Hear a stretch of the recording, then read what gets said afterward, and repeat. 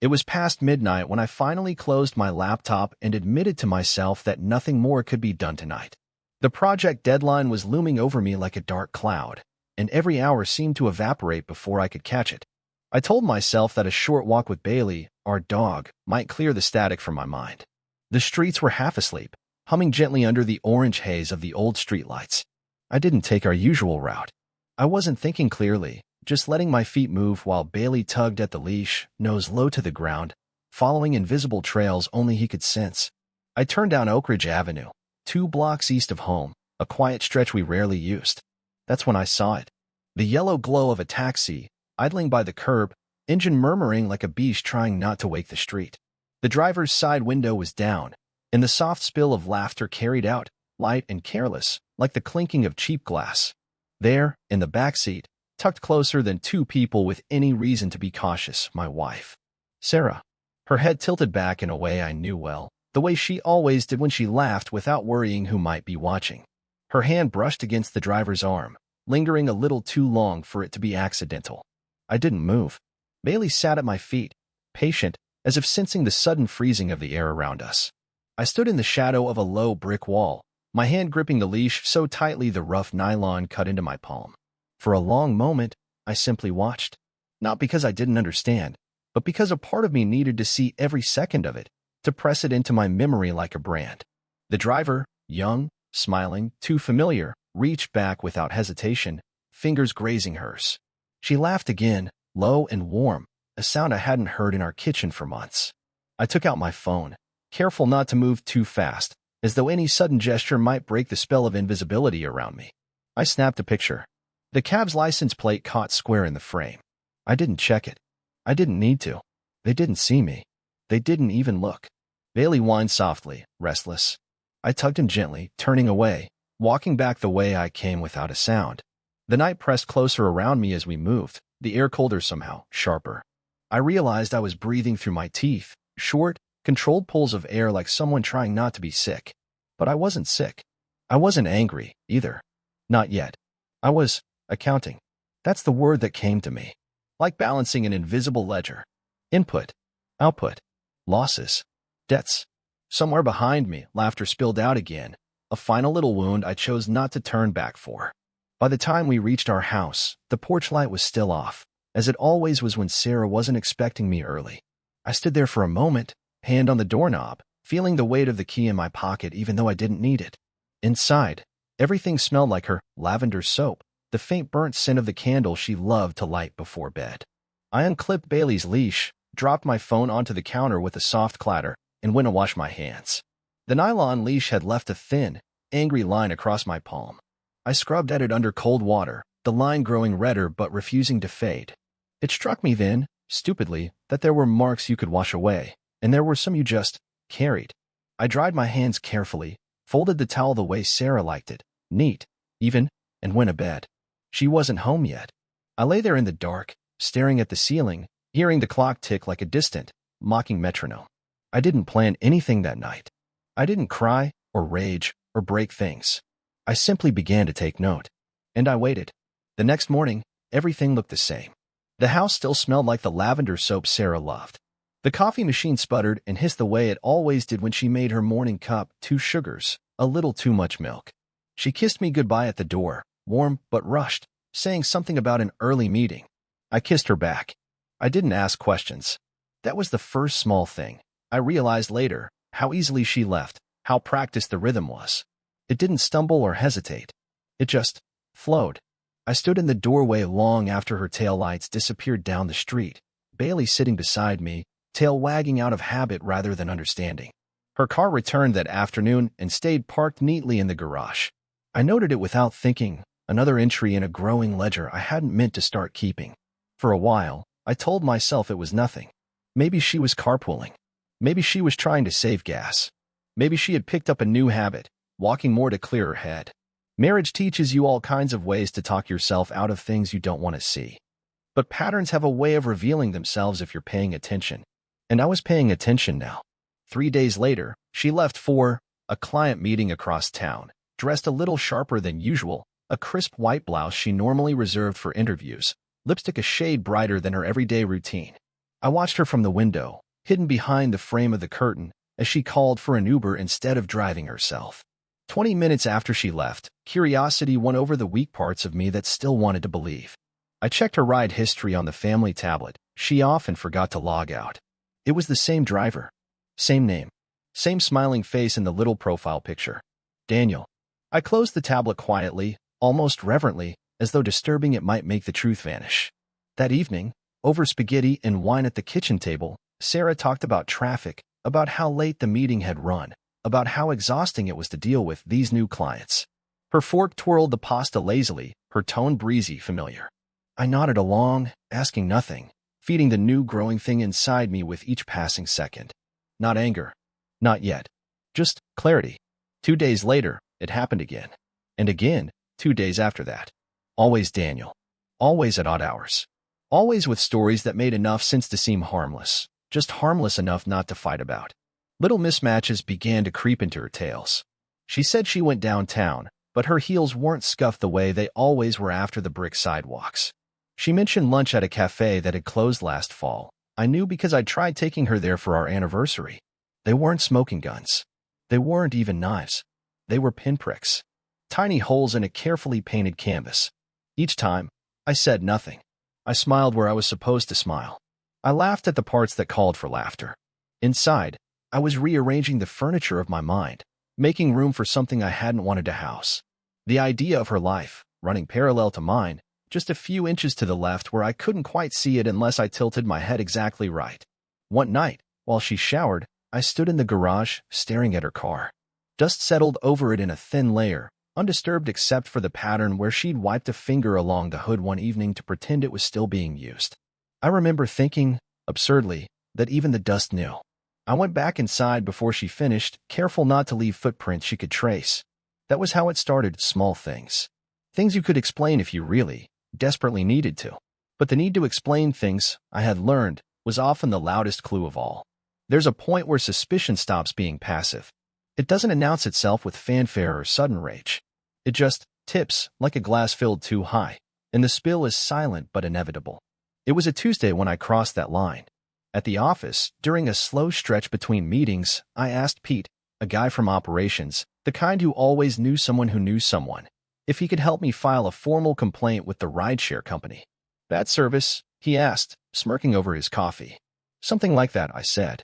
I kept my voice flat, even light, the way you might talk about a neighbor's noisy dog. I told him the driver had been inappropriate. I didn't say with who. Pete shrugged. Easy. Companies hate bad press. By that afternoon, he had an email address and a case number forwarded to my inbox. All I had to do was submit the details, date, time, license plate, things I already had tucked neatly away. I filled out the form without trembling, without second-guessing myself. It felt like making a list for the grocery store. Less than 48 hours later, I received a polite, automated reply. Attached was a brief file, driver name Daniel Mendez. Profile link. Complaint acknowledged. Thank you for helping us maintain a safe community. I clicked on the link. Daniel smiled back at me through the screen, a picture obviously taken on some sunny afternoon. He wore mirrored sunglasses pushed onto his forehead, hair tousled in that deliberate, I don't care way that always takes effort to get right.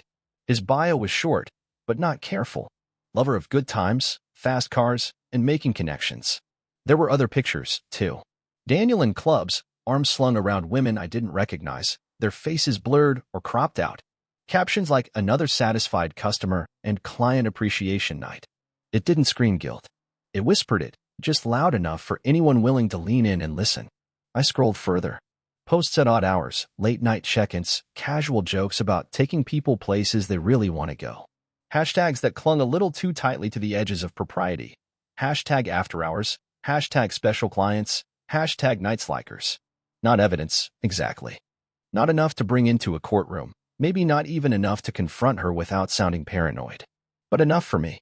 Enough to know I wasn't chasing shadows. I took screenshots, one after another, careful to capture the timestamps, the captions, the suggestive smirks. I created a folder on a flash drive and labeled it something boring. Invoices. Slipped it into the back of my desk drawer beneath a pile of tax documents. Sarah would never look there. She hated anything to do with taxes. That night, she came home humming under her breath, a bag of groceries swinging from her wrist. She kissed me on the cheek, asked how my day was. I smiled, the way people smile in hostage videos. Safe. Controlled. We should go out soon, she said, pulling tomatoes from the bag. Just the two of us. We've been so busy lately. Busy. Such a tidy word for being hollowed out one quiet inch at a time. I agreed, of course. I kissed her temple as she stirred sauce on the stove. I asked if she needed help chopping onions. Because that's what you do when you're planning a war no one else knows has started. You keep peeling onions. You keep smiling. You keep recording the days until the dam finally breaks. There's a kind of silence that follows certainty. Not the stunned, gasping kind they show in movies. A quieter thing, like the way a house settles in winter when the cold pushes against the walls and everything tightens in place. That was the silence I lived in now. A slow, patient settling. I adjusted my schedule quietly, subtly, taking late meetings from home, feigning early bedtimes so she wouldn't notice how much time I spent awake. Bailey became my cover. Dogs needed walks, didn't they? Even at odd hours, especially for a breed as restless as his. No one questions a man with a leash in his hand and a tired expression on his face. The first night, I saw it again. Her, stepping out of our house in a jacket too light for the weather, glancing back once over her shoulder before pulling the door closed. Not checking for me. Just habit. I kept to the shadows across the street, Bailey sniffing a lamppost while I watched the same Uber pull up, Daniel, smiling too brightly through the windshield. She slid into the back seat, and the car pulled away as if it were just another Tuesday, just another ride to nowhere in particular. I followed at a distance. Not close enough to raise suspicion, but enough to watch the route on my phone, tracking the movement through the Uber app still logged into the tablet she had forgotten about. The pattern repeated, over and over, each time with slight variations, like they were improvising a song only they could hear. Sometimes they drove to the far end of town, the industrial side where the streets sagged under the weight of forgotten factories. Sometimes to quiet residential neighborhoods where no one paid attention to an extra car parked under a broken streetlight. But always, inevitably, to the same end, a parking lot behind a shuttered strip mall on the outskirts of the city. Empty except for them. I stayed far enough away that Bailey's whines of impatience wouldn't carry. Far enough that the click of my phone's camera couldn't be heard over the whisper of the wind. But close enough to see her hand, pale against the darkness of the cab's interior, reach across the seat. Close enough to watch her lean into him, the silhouette of her head on his shoulder framed by the faint, dirty glow of the parking lot's single working lamp. The first time, I thought maybe it would hurt. Instead, I felt nothing. Or rather, I felt the clean, sharp click of another piece sliding into place. After that, gathering evidence became a ritual. Photo after photo. Short, silent videos captured through cracked fences and down abandoned alleys. Time-stamped screenshots of her ride histories, collected and saved on that same flash drive labeled invoices. I charted the routes they took, noted how long they stayed in each location, counted the minutes between pickup and arrival. I documented everything, because this wasn't just about knowing anymore. It was about proving, about building a case so airtight no story, no tears, no sudden epiphany of guilt could punch a hole through it. At night, after she fell asleep with her back turned toward me, as though even unconscious, she couldn't stand the weight of my presence, I lay in bed, replaying the footage in my mind. I memorized the way she tucked her hair behind her ear when she was laughing at him, the way she shifted in the seat to lean closer, the way his hand found the small of her back without hesitation. Details. Small, stupid, devastating details. I didn't confront her. Not yet. There's a kind of strength in waiting, a grim satisfaction in knowing more than the person sitting across from you at dinner. She would tell me about her long days, her impossible clients, her exhausting deadlines, and I would nod, carving each lie into the walls of my memory like tally marks in a cell. Soon, but not yet. Revenge, real revenge, doesn't happen with shouting. It happens in quiet, measured steps. It happens when the guilty still think they're safe. And Sarah still thought she was safe. The night the dam cracked, it didn't happen the way I thought it would. There was no discovery of a message left open on a screen, no lipstick stains, no torn clothing. It started the way small earthquakes do, a tremor underfoot, the kind you almost convince yourself you imagined. She came home late again, later than usual, and the slam of the front door echoed through the house like a thrown accusation. Bailey barked once, then retreated to his bed, ears flat. I was sitting at the kitchen table, half-finished paperwork spread in front of me, a cold cup of coffee abandoned to the side. Sarah dropped her keys harder than necessary into the ceramic bowl by the door. Her heels clacked across the hardwood, each step punctuated with more weight than needed. I didn't look up. I didn't ask where she had been. I didn't have to. She stood there, across from me, her arms crossed tight across her chest, the anger rolling off her in slow, hot waves. "You don't even care that I'm late," she said. Her voice was sharp, almost too loud for the quiet of the house. I finished signing the document in front of me, the scratch of pen on paper the only answer. "You didn't even notice," she added, her tone tightening, growing smaller somehow, as if shrinking in on itself. "I could disappear, and you'd still be buried in your work." I set the pen down carefully, aligning it with the edge of the table. Then I looked up. "I notice," I said. "But noticing and chasing are two different things." She laughed, a brittle, joyless sound. "You're impossible," she snapped. "You're not even trying anymore." I watched her, the way a person watches a fire from across a river, fascinated by the destruction but too distant to feel the heat. "You work all the time," she continued, throwing her hands into the air. "You barely talk to me. You don't ask me about my day. You don't even look at me." I stood then, slow and deliberate, pushing the chair back with a quiet scrape. "I work," I said evenly, "because somebody has to pay the bills. Because your side projects and passion gigs don't cover groceries. Or car insurance." The words didn't come out angry. They came out factual, dry, the way one might read off a balance sheet. Input, output, deficit. Her face flushed a deep, furious red. For a second, I thought she might cry, but Sarah didn't cry when she was cornered. She fought. She swung. "I deserve more," she said, voice cracking just slightly at the edges. "I deserve to feel alive." The words hung there between us, raw and ugly, the kind of thing you can't ever shove back into your mouth once it's been said. I didn't argue. I didn't plead. I didn't reach for her. Instead, I stood there, the distance between us suddenly a chasm neither of us had the strength or the will to cross. "You want more?" I said quietly. "Find it." Her mouth opened, then closed, then opened again, searching for a response she didn't have. For a moment, we were just two strangers standing in a kitchen, the memories we had built stacked up behind us like rotting wood, brittle, ready to collapse. She grabbed her purse from the counter, almost knocking over the mail as she did, and stormed toward the door. The keys jingled as she fumbled with them, her hands shaking not from cold, but from something deeper, more corrosive. "I'm not giving up on myself," she called over her shoulder. "As if I ever asked you to," I murmured, too soft for her to hear. The door slammed again, harder this time, and then there was only silence. The hum of the refrigerator. The soft tap of Bailey's tail thumping once against the floor, seeking reassurance. I sat back down at the table, picked up the pen, and finished signing the last document. Paperwork didn't care if you felt alive. It just needed to be done. Later, I went to bed alone, the side of the mattress she usually occupied cool and untouched. In the dark, I stared at the ceiling, listening to the house settle around me, one old nail at a time groaning against the weight of things unspoken. She deserved more. She wanted to feel alive. And soon, she would. But not in the way she thought. It happened faster than I thought it would. All the quiet planning, the patience, the night spent gathering pieces, they all funneled into one sharp, exact moment.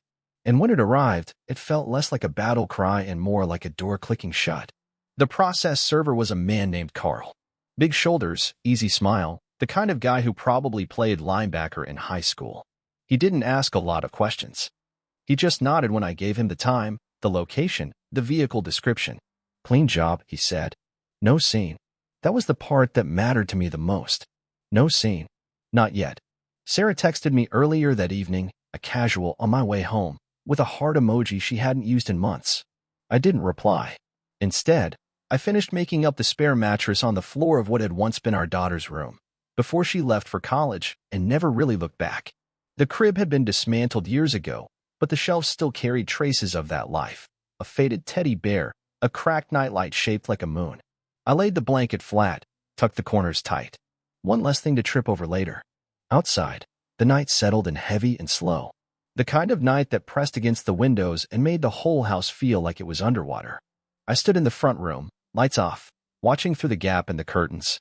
I saw the familiar glow of the Uber before I heard it, the lazy roll of tires against the pavement. It slowed near the curb. Carl moved with the casual efficiency of someone who had done this 100 times. He stepped up to the passenger window before the car even came to a full stop. The window slid down. Sarah leaned out, her smile ready, confusion flickering behind it when Carl held up the manila envelope. For Sarah Langston, he said. She took it without thinking, signing the tiny electronic pad he handed her. By the time she looked down and read the first line, Carl was already gone, fading into the shadows like he had never been there. I stepped back from the window. Less than a minute later, the front door banged open so hard the frame shuddered. Bailey barked sharply from upstairs. Sarah stormed into the living room, still wearing her coat, the envelope clutched in one hand like a weapon. "What the hell is this?" she shouted. Her voice cracked at the edges, not broken, not yet, but fraying fast. I didn't move from my spot by the fireplace. I didn't raise my voice. I didn't flinch. I just looked at her the way you might look at a stranger who had wandered into your house by mistake. "You'll find out tomorrow," I said quietly. "In court." She stared at me, eyes wide, the fight draining out of her by degrees she didn't seem to notice. "You can't be serious," she said, her voice dropping into something more desperate, more human. I said nothing. The envelope fluttered to the floor between us. A small sound. Final. "You're ruining everything," she said, quieter now, but no less furious. I had a plan. I was going to fix it. I wanted to ask her when exactly she had decided that the way to fix a marriage was to burn it down first. I wanted to ask 1,000 things, but all I did was reach down, pick up the envelope, and set it neatly on the side table. "I'm sleeping in the other room tonight," I said. She didn't argue. She just stood there, frozen halfway between anger and fear, between righteousness and guilt. I turned and walked down the hallway, my footsteps steady, deliberate. Bailey padded after me, nails clicking softly against the hardwood. In the spare room, I shut the door behind us, not slamming it, just closing it, the way you close a chapter you're not going to reread. I lay down on the too-firm mattress, the ceiling fan spinning slowly above me, carving wide, lazy circles through the thick air. Sarah stayed downstairs for a long time. I could hear her moving, pacing, crying maybe, though it was hard to tell. At some point, the television came on, too loud for the hour, a clumsy attempt at normalcy. I didn't get up. I didn't go to her. The dog curled up beside me, breathing slow and even. The world outside the window kept turning. Tomorrow, it would all break open. Tomorrow, the quiet, patient war I had waged would come into the light. But tonight, there was just the slow thrum of the fan, the even rhythm of Bailey's breathing, and the calm certainty that the hardest part, the waiting, was finally over. The courtroom smelled faintly of old wood polish and the kind of recycled air that seems to hang heavier in rooms where lives are dissected. Sarah sat 2 rows away from me, her lawyer whispering something urgent in her ear that she barely seemed to hear. She wore a navy suit I didn't recognize. Probably new. Probably bought to look like someone else, someone competent, reasonable, wronged. I didn't bring anyone.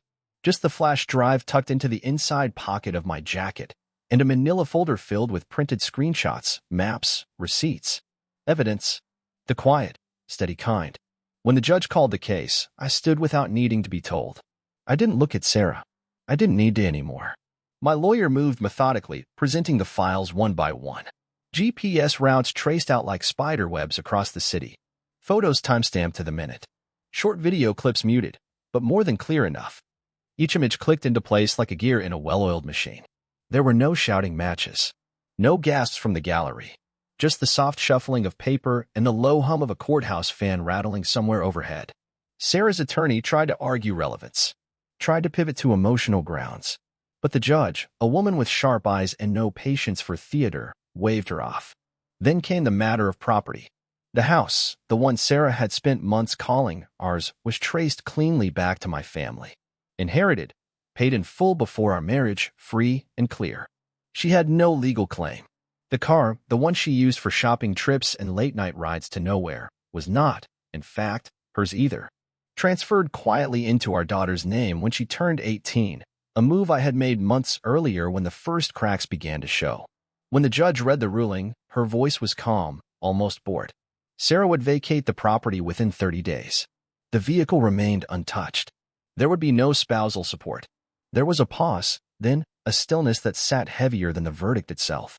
Sarah rose sharply from her chair, the anger in her barely contained. "This is all because of you," she spat across the aisle. "Because of you, he got fired." For the first time that morning, I smiled.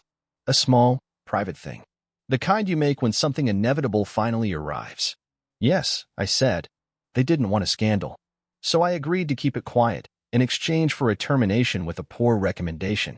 A low murmur passed through the room, not shock, not outrage. Recognition. The quiet acknowledgement of a game played well. Sarah stared at me, breathing hard, knuckles white around the strap of her purse. But I didn't give her anything else. No parting shot about betrayal. No long-winded speeches about trust or forgiveness. I simply gathered my folder, nodded once to the judge, and made my way toward the exit. As I passed her, I paused for a fraction of a second, just enough to deliver the last piece she hadn't yet realized she was waiting for. I leaned in just enough for her to hear, my voice steady. "And one more thing," I said. "I gave your car to our daughter. You wouldn't need it anymore.